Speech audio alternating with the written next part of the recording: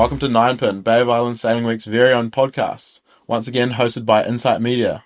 I'm your host, Isaiah, better known as Ziz, and today we have an absolute legend of an offshore Olympic sailor, Sharon Ferris-Choat. Sharon is a two-time Olympian, round-the-world sailor, and multiple world speed record breaker.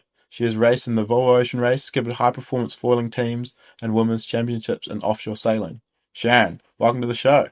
Thank you very much for having me. And also, we have Bossman Jacob, who's here to share his 2 cents worth as well. Thanks, sis. Sharon, before we dive into the Volvo Ocean Races and the things everyone wants to hear about, tell us how a kid from Kerikeri became obsessed with sailing.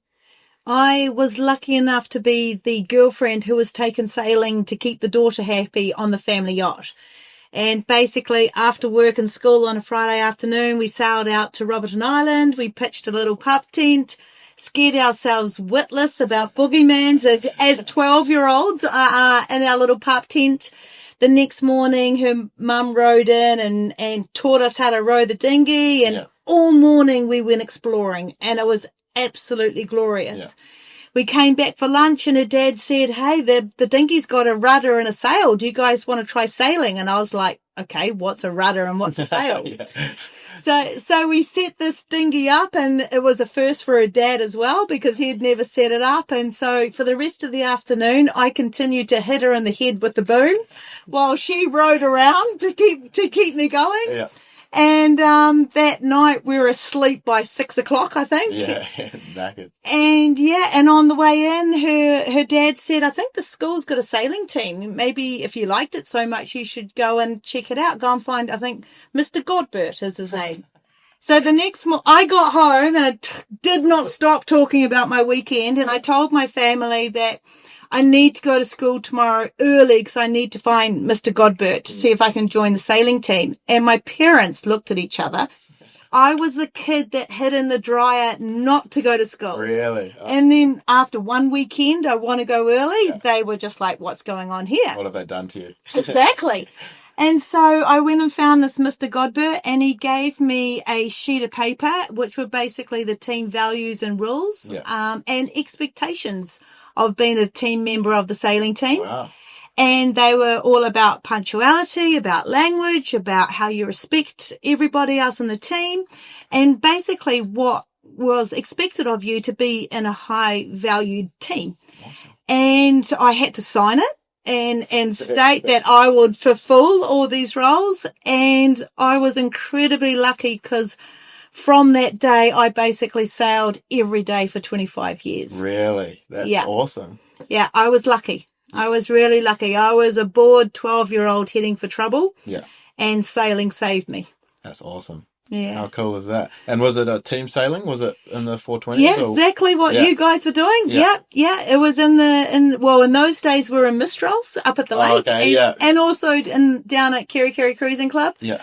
And at Waitangi as well. Down at Bay of Islands Yacht Club. And we had to, in those days, we had to beat, well, we still do probably, we had to beat Bay of Islands College to get to the Nationals. Oh, okay, yeah. Yeah, and we finally beat them, and we got to go down to the Nationals for the teams racing, and that was kind of the start of the Kerikeri legacy, I guess, where it was so dominant for so many years, which was incredible. Long after I'd left, it was even more dominant, you know, so really good starting ground, and then got accepted into the Royal New Zealand Yacht Squadron's Youth Academy. Oh, okay, yeah. And just never looked back. Yeah. Yeah. So was that down at the squadron in Auckland? Yes. Yeah. Yeah. In those days it was in the 5.9s. Oh, okay, yeah. Yeah, and we were, Carla Bennett was already, was, and Amy Waring were already there. But very few girls were in the academy, and Harold in my year brought on 9 girls, so there was basically 1 on each yacht of the 10. And it was an awesome opportunity for the girls. Yeah, that's cool. And that's Harold Bennett. Yep. Yeah. Yeah. He's been around for a while, hasn't he, Jay? He sure has. He was at Sophia Bake on the weekend as well. Yeah, no, he's done it all. Yeah, well, he was my Olympic coach for both Olympics. Really? Yeah. Oh, awesome. Yeah. No, he's legend. He's real good. Absolute legend. Yeah. And how did that then lead into Olympic sailing? So basically from the squadron, I was lucky enough to represent the squadron. And we, in the match racing. Go overseas and... Exactly, yeah. So Simon Dickey, Craig Satterthwaite and I represented the squadron at the NutraSuite, the match racing youth kind of unofficial worlds back in the day. And also we got to go and represent the squadron over in Australia as well. It was great. We won the NutraSuite, so that kind of launched my international sailing, because the boys didn't. I was the only girl in the regatta, and the boys didn't really like being beaten by a girl, and probably copped a lot of shit when they got home. So that put your name out there, or just sort of fueled your love for... more? Well, I guess ego a little bit played into it, because it fueled my love for winning. Yeah. I loved the excitement, the drive, the work that had to go into winning. I mean, is that I was up at 5:30 every morning swimming for an hour, you know, to keep up with the guys. I had to be the fittest, strongest version of myself to even be comparable, you know. Okay. So, and also I was still at school, so I had to study, and it was a balancing act, but I was determined to make it happen. So that was the goal. Yeah. Awesome. So Sharon, you obviously mentioned you did the school sailing. Yeah. And I seem to know you went back and were coaching that team at one point. Yeah, I came home, and my youngest daughter, I've only got 2 children. She was born, and I came home, and the school rung me knowing that I was home and asked if I would come back and coach. So I did for a couple of years. I have to admit, I'm not a great coach, because I'm trying to be in the boat tacking for them or whatever. It's really, really hard to watch from the sidelines. Take a step back and sort of, not be in there doing it. Yes, yeah. But no, it was great to work with the kids, and it was really good. Yeah. Full circle moment. Yeah. Or pay it back, you know, or pay it forward if you like. It's important. So you've done the 1996 and then the 2004 in Athens. Yes. Yeah. What was the build up like to around those events? In the 96 Olympics, I'd only been sailing in Europe for 2 years. Because I'd gone down the squadron way, I kind of went keel boating. Yeah. So I went overseas for a couple of years and raced on keel boats in Europe and America, and kind of watched the 92 Olympics and watched Barbara Kendall and thought, oh my God, I'd love to be her. And then worked really, really hard on the big boats to get a budget together to be able to do an Olympic campaign. Oh, okay. Because they're not cheap. Yeah. So basically the first time I sailed my first Europe, I capsized 64 times. You were counting, were you? I wasn't counting. My friend Christine Webb was counting, and she was going, how on earth does this girl expect to get to the Olympics in 2 years' time? But I just dug deep and learned, you know, what I had to learn, and I had to beat Jenny Armstrong to go. Oh, okay, yeah. And she was ranked number 1 in the world at the time. So it was a big ask. Yeah. But we had a really awesome preparation. We had a really fast boat, and we put it together when it mattered. Yeah. So we won all 4 regattas leading up to the trials. Yeah. So I was pretty confident going into the trials that as long as I kept doing what I was doing and didn't try and take a flyer or whatever else, I'd be fine. Interestingly enough, because I was such the underdog, the one thing I missed in my preparation was media training. and a reporter shoved a microphone in my face after the first race on the second to last day or third to last day, and I couldn't get my heart rate back down because all of a sudden I was smacked with, oh my God, I'm winning the Olympic trials and holy moly. And that was the left field that we didn't want. And I had a not a strong race after that. And I came in. Oh, really? Really upset. Yeah. And Harold was there at the dock and I was just like, Harold, I just lost it. And da-da-da-da-da. And actually it was Jane Dent who interviewed me. And Harold was awesome. He went up to Jane and he said, hey, this is what's just happened. Can you give Sharon some media coaching? Yeah. and she did. Yeah. So that was really, really awesome. Yeah. Now look at you on your second podcast. Yeah. Just rolling it. Oh, that's awesome. And then the next one was the 2004 Athens. Athens, yeah. Atlanta was really quite special because it was the 100th. Yes, yeah. But it was nicknamed the Coca-Cola Olympics because Coca-Cola basically is Atlanta is the home of Coca-Cola. It basically bought the Olympics. It wanted the 100th. Yeah. And it got it. And everything was Coca-Cola products. So, which is quite cool as an athlete because you've been training and you're quite stringent. And as soon as you finish, you've got free Coca-Cola everywhere. And when you're 22 years old, that's just legendary, And then Athens was just so special because it's the home of the Olympics. It should have been there at the 100th, and it was a pretty awesome event. Yeah. Actually, 3 weeks before the Olympics, they were nowhere near ready. Oh, okay. Yeah. And then Greece won the Euro World Cup in 2004. Yeah. And within 3 weeks, it picked up the whole country and everything was finished. Yeah. So that was pretty awesome. So you went from doing Olympics overseas and then coming back to Little Bay of Islands. Yep. And then now you're sailing at Bay of Islands Sailing Week. Yes. How much of a change is that to go from such like a big event to come back and do like small events in their hometown? Well, I love the Bay of Islands. Yeah. Absolutely adore it. It's home. Whenever I've called a place home, it's always been the Bay of Islands. I love the airport because I can turn up 45 minutes before my flight, check my bag in and just have a little sit down for 20 minutes. Probably run into someone as well. Exactly. And get on the plane and the sailing in the Bay of Islands is exceptional. It's beautiful. And I've done it as often as I could when the program allowed, and really, really looking forward to it this year on Vixen Racing. Yeah, that was going to be awesome. You've sailed all around the world. What's your favourite place to sail then?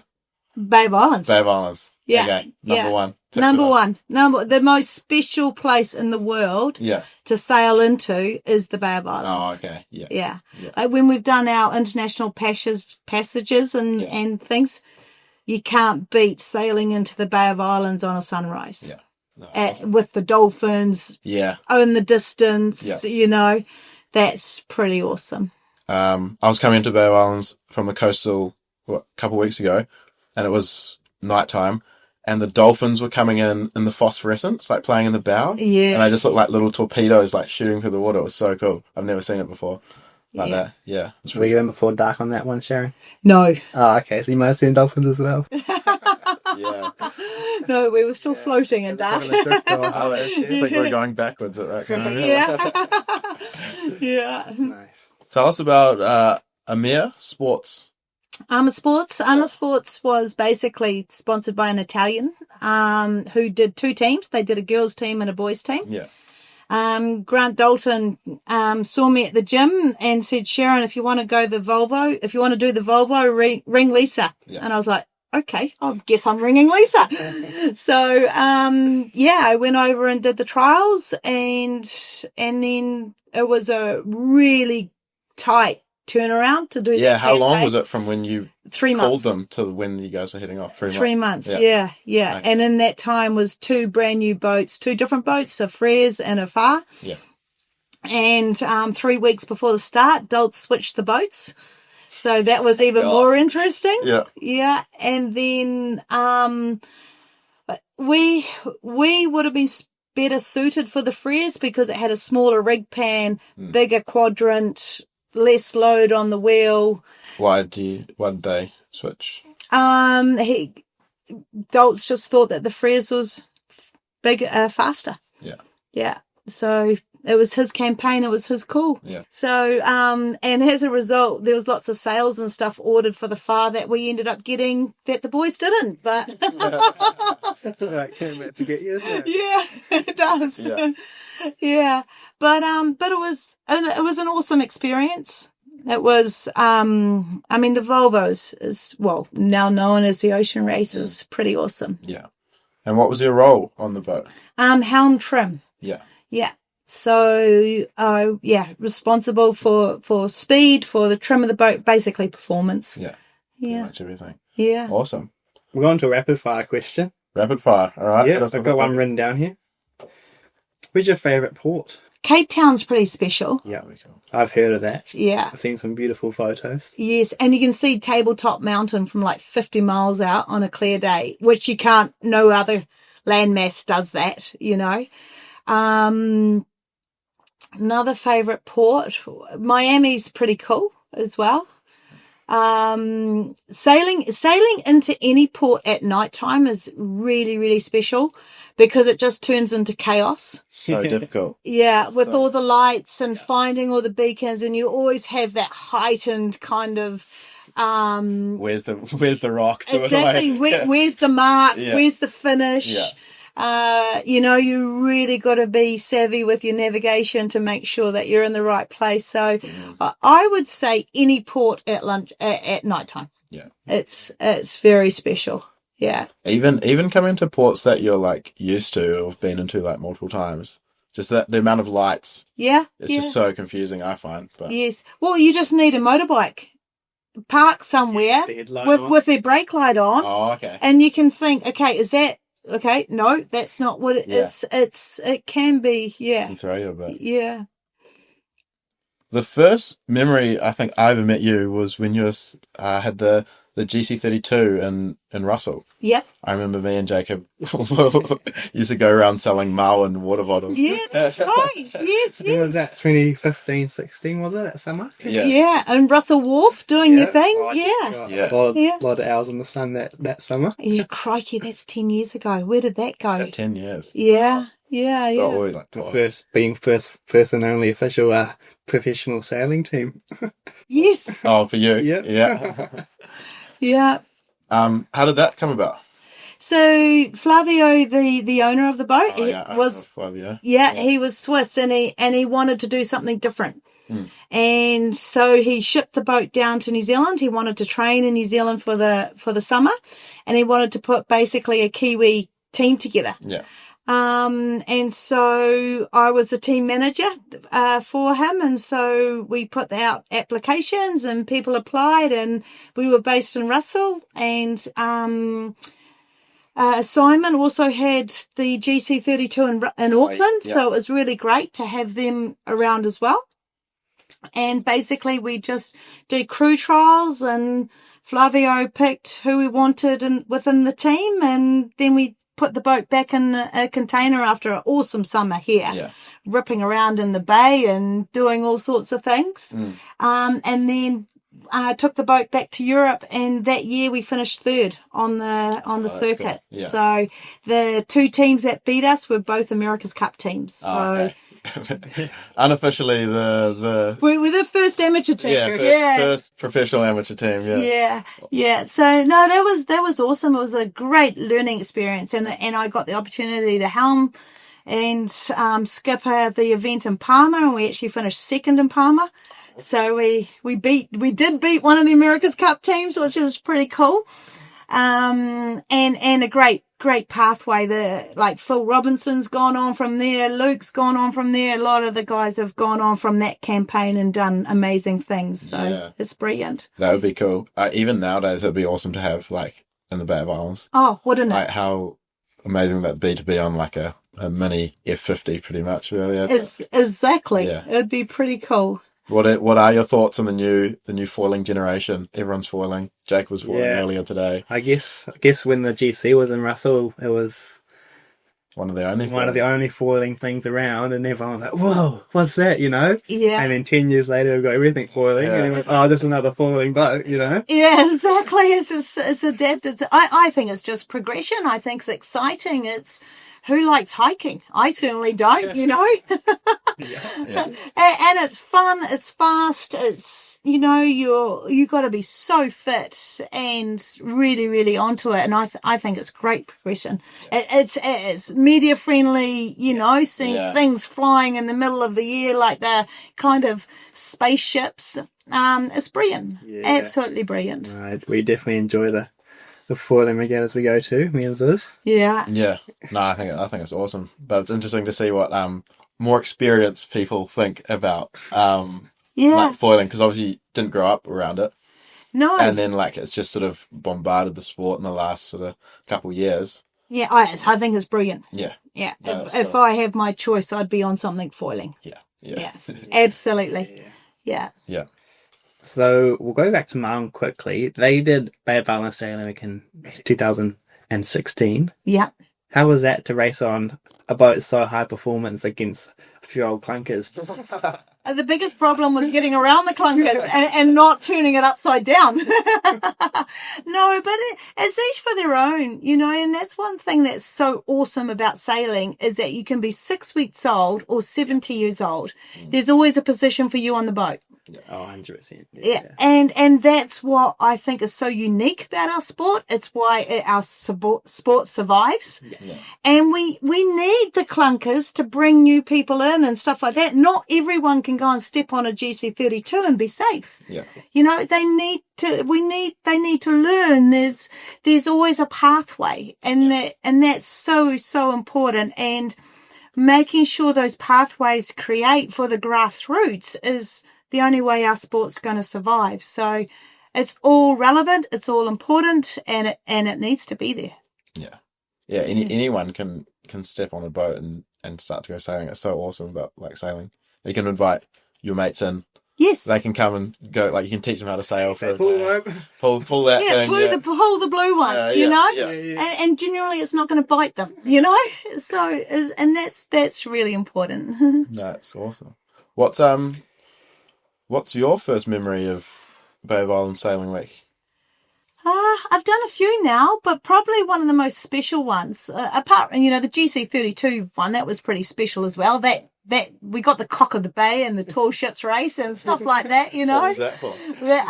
First on line honours or something. Okay. Yeah, for that race, which was, I've always wanted that trophy. Finally, I got it. That was an easy one. Yeah. Tick that one off the list. I think probably one of the most special is when a few years back I had my mum sailing and my daughter sailing. Oh, okay. And we had 3 generations on the boat. Yeah. And that was awesome. And at the time I said that we wanted to set up a sailing academy and and our offshore academy. And I'm super stoked that we've done it now with Vixen Racing. Yeah. So that's really awesome. But just sailing with Mum and the girls, Victoria, I think was, 4 or something. And she was in charge of the Tim Tams. That's a very important job. A very important job. And good luck to us if we got one, And it was cool because Sophia would drive and Mum drove and also we sailed with some youth girls. So it was a really fun week. So you've set up what is now Vixen Racing? Yes. Yeah. So Vixen Racing is a modified class 40. Yeah. She's basically got a bigger rig, bigger prod, so she's got more power. Yeah. And just to be competitive to the other lightweight, carbon fiber 40s in New Zealand and Australia. Yeah. And basically with her, we're just creating pathways. Yeah. So like in Bay of Islands Sailing Week, we've got our website open now and people can come and join us and go sailing with us. And that way they get to go on racing on a really cool boat and go racing around the Bay of Islands. Yeah, but Do you want to do a quick little website play? What's your vixenracing.co.nz? That's the one. Yeah, you nailed it. Yeah, no, it's all there, and all the trips that we've got available, and what we really want to do is, and what this part of the world is lacking, is the pathway to that offshore career. And the offshore world, really. And we're wanting people to come sailing to gain confidence or miles or qualification miles, and then go off and hopefully do their thing, and they can put Vixen Racing down on their CV, and it's a positive step for them. So that's what we're trying to create with Vixen Racing. No, that's cool. We did have an article go out a couple of weeks ago that people can go look at. They want to find out more information about Vixen Racing.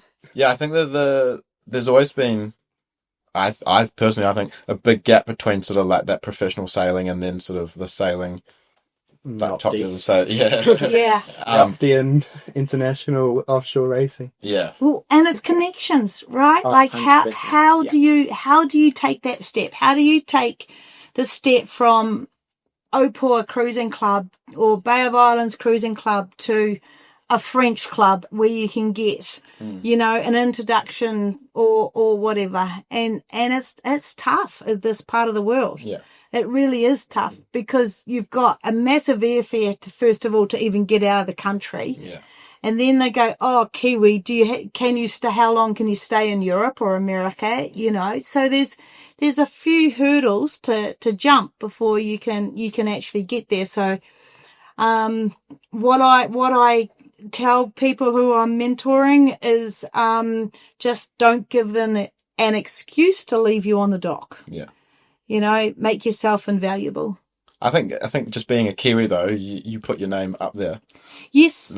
Yes, but we've got to be very careful that we don't abuse that reputation. Yes. Yeah.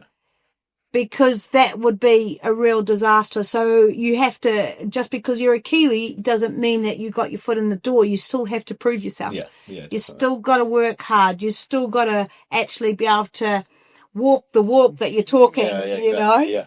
And that's really, really important. You're talking the talk, you got to walk the walk. Yeah. Yeah. Because you get found out pretty quick. Very quick. And measured. Yeah.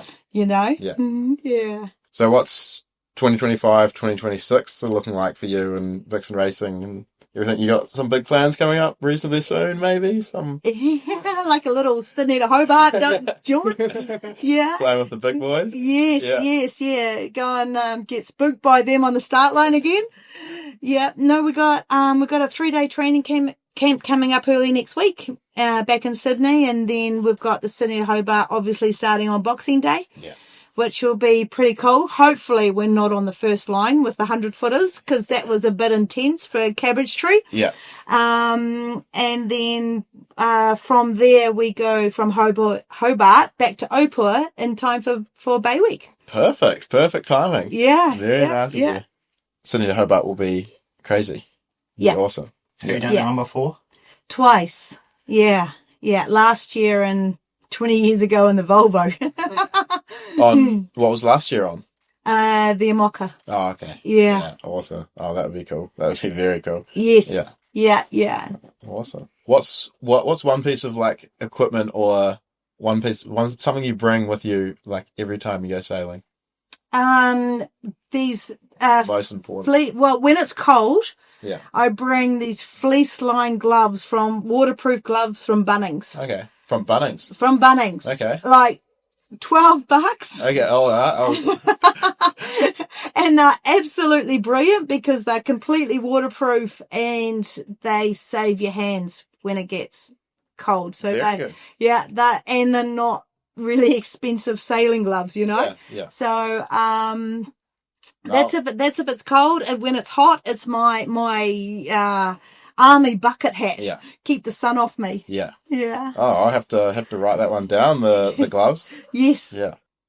I'll come back in with another quick rapid fire question. Okay.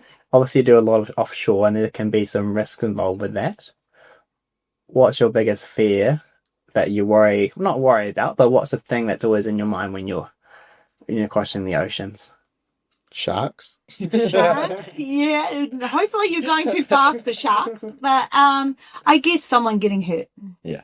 You know, material, the boat, whatever, time and money, you can replace that, but it's hurting someone on board, which is, but I'm a very cautious sailor. Safety is the only winner of the game. Yeah. The racing is a second, and a distant second.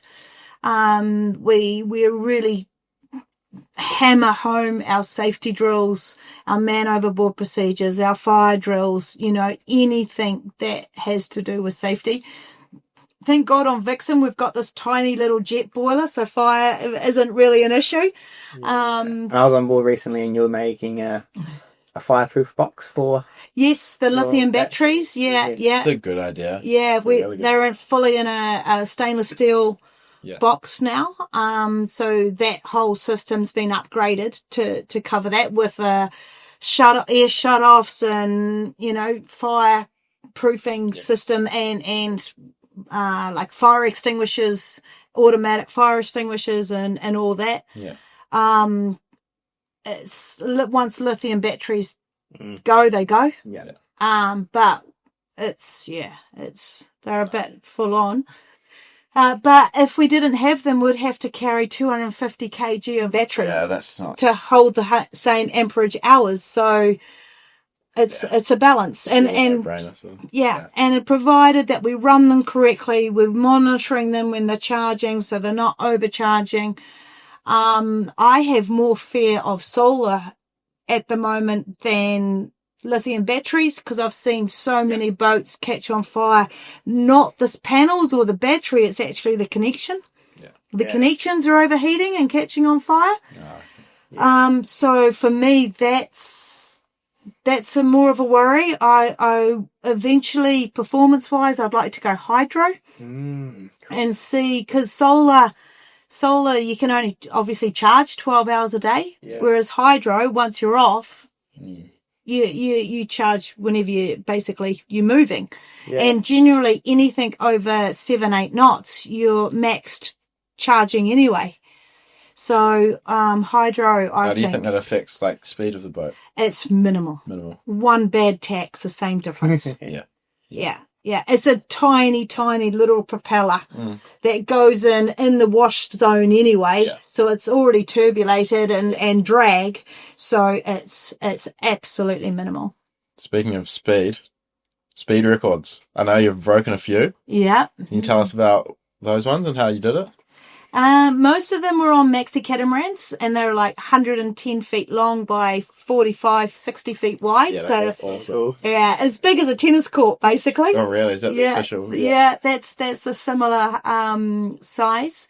Fastest I've ever gone myself driving is over 40 knots, just like 40.2 knots. Holy, that's crazy. Yeah, we set a record from Antigua to Newport, and we were going around the back of Block Island, and we had this Yankee on board that we hadn't put up yet, and it was the perfect conditions for it. Flat water, did everything else. And the reason it hadn't been up yet, because we didn't really know, it was so big, we didn't really know how we were going to get it down. And so I've convinced Brian Thompson, the skipper, to put it up, and he goes, rightio, you go and put it up, I'll drive. So we got it all up, and then we settled, and he goes, come on, you better drive then. And so we just took off around the back of Block Island. I think we got to Block Island to Newport in like 45 minutes or something crazy. And it was just epic, apart from we came into Newport and we couldn't fit underneath the bridge. And then, of course, this 3-ton Tylaska on the tack decides to blow out at the same time. So we've got this massive sail flapping at the top of the mast. So we got everyone on deck, everyone on the bow with sail ties. Brian literally did this bear away. We smoked the halyard. This thing went doof on the deck, and all of us were like monkeys on top of this thing. And then we got as many sail ties on it as we could, and we were like, yes, come up. And so we came up and we crossed the finish line. So that got pretty exciting for a while. Bit hairy. Yeah.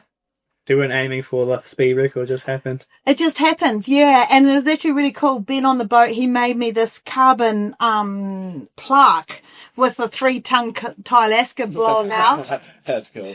And Sharon, first one over 40 knots. So that was pretty awesome. That's probably my biggest memory because it was pretty cool. And then we did a Cal St. Malo record, and I was one of the 4 drivers named to drive the record, and I managed to keep the windward hull out of the water for like over 15 minutes, just kissing or not, just above, so it never kissed. And it was on the maxi as well. Yeah. That would be hard.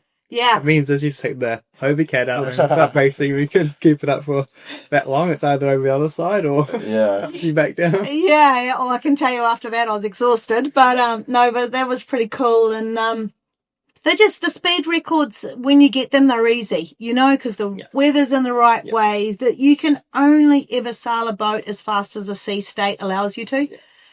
More often than not, that's what determines what happens.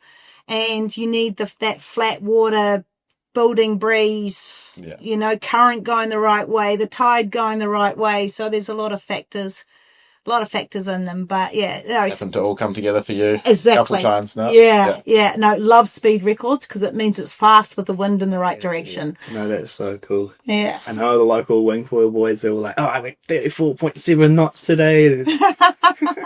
So they're all into the speed records too, but I'll go back and say, well, Sharon's gone faster than that. Keep trying, boys. No, it's awesome. Yeah, I think I did it the other day. I was doing like 25 knots on the wing, and I was like, oh my gosh, this is crazy. That's cool. Like, if I fall off, I'm going to get smashed, but yeah, I can't imagine doing 40. Some people are sort of getting up to that range, I think, on the wing. That's awesome. That's fast. 40's fast. Yeah, that must be. Yeah. Yeah, how fast is that in a car? Like in the 80. It's about 80, yeah. Does it start to, did you start to feel it sort of like get a bit of a G-force? Like loose? Did it start to feel like loose, or was it just sort of... No, if you can go that speed. Just locked in and... She's feel like you could do that forever. Wow. It's flat, it's consistent, it's just, Yeah. We asked Scoob's last podcast who was growing up, who was his sailing idol. Did you have one? Obviously you decided you love sailing pretty much instantly. Yeah. Was there someone that you were like, one day I want to maybe be like a little bit like them? I always admired Tracy Edwards. Yeah. And had the privilege of racing now on all her boats. That's cool. Yeah. And just what she did with Maiden was a huge glass ceiling shattering for women. In the offshore world, in the sailing world, everything. I mean, she is responsible for a lot of the success that's come from women in sailing. And it wasn't easy for her, she had it difficult. Yeah. Another one was Sir Peter Blake. Yes.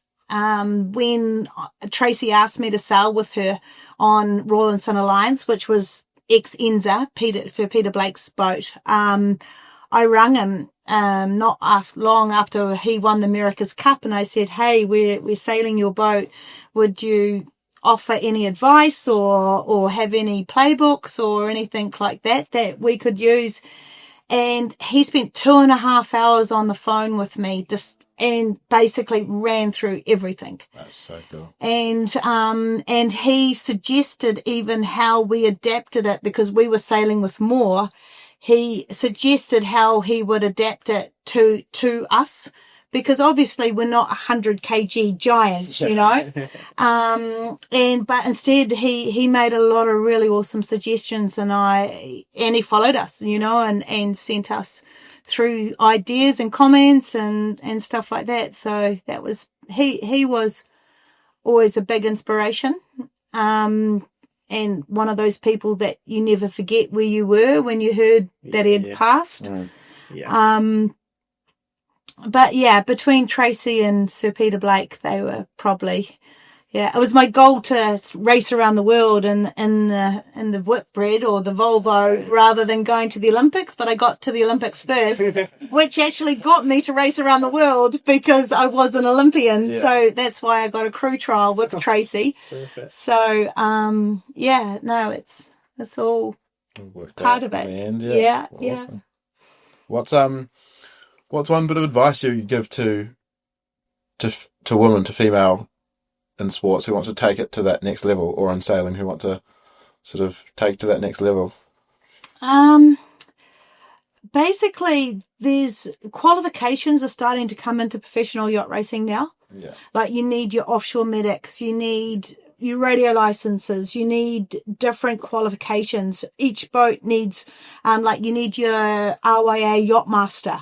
And if you are serious about becoming a professional offshore racer, you need all those qualifications because the boat needs them. Yeah. And if they have to choose between you and someone who you'll say you got the same sailing ability, but you've got the qualifications that qualifies the boat to be able to enter, you're going to get on the boat every time. So those qualifications, I think, are a pathway that you can get onto these teams. I would, it's been awesome working with Alicia, who is my Magenta Project mentee. And we literally met on the dock down here. And we'd only been paired up for a week, and she did 2 Tasman crossings in 2 weeks. Oh my gosh. She literally, went across on Callisto and then came back and literally flew back in within 2 weeks and helped us take Vixen Racing over. Gosh, yeah. And her attitude is spot on, is perfect. She's working hard. She's talking to meet people. She's networking, and she's in with a really good bunch of people who adore her because she's hungry, and she's working hard. She's fit, and she's constantly asking questions about how to improve. Yeah. So if I could say one word, is just pick up the phone. Yeah. Pick up the phone, make the call. Sir Peter Blake picked up my call. I was nobody, and they will talk to you. If you take the time to ring them, they will help. And then you become on their radar, and then they open doors for you. Yeah, well, that goes for everyone, I guess. Really. Absolutely. Yeah. Anything. Yeah. Any sport, any business career, anything. Yeah. Pick up the phone, make the call. What's the worst thing that could happen? They don't reply, or they don't pick up, or they say no. Yeah. But at least you gave it a go. No. Yeah. So inspirational, Sharon. Wish you would have TED Talks now. No, thanks for coming. It's been very, very interesting for me. Yeah, especially for me. I've known you for so long. There's all this new stuff I'm learning. Yeah, well, we're neighbours. Yeah.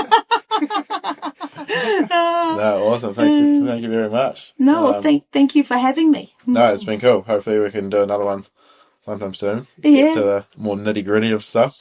Well, and I wish you guys well with Insight. 10 years ago, you guys were the water boys. Now you're doing podcasts. It's super cool to see that. You've both got your own talents, and you were very talented sailors 10 years ago. Yeah. No, it was awesome. Don't tell the world that I used to be a water boy. I was telling Sharon, I think we saw a box of Marlin water in there. Oh, you do? Oh, well, put it up for sale. Collector's item soon. Yeah. Yes, exactly. Now, big shout out to our gold sponsors. We've got North Sails and Explore joining us for the 2026 edition of the Bay of Islands Sailing Week. Thanks, guys. And while you guys are listening, we have got our pre-orders open for our Bay of Islands Sailing Week merch. We've got Slam on board this year from Quality Marine Clothing. So our link is on our website. Go and order your merch before you get to Bay Week, and will help us get some numbers sorted. Oh, I want to get a long sleeve. Maybe a short sleeve. Are there hats this time? Yeah, there's caps, there's vests, there's polos, there's collector's item with a beautiful design. Sign me up. No, thanks again, Sharon. It's been very, very cool. Thank you, boys. Thank you for your time this evening. Great to see you guys in your adult world doing all this stuff. It's really cool to see, and we can't wait to come back to Bay of Islands Marina early January. Yeah, we look forward to having you here. The beautiful pink boat is making it much brighter in the marina. Yeah, the mighty Vixen. Can't wait. Yeah, she's certainly loud. Sweet. Catch you guys next time.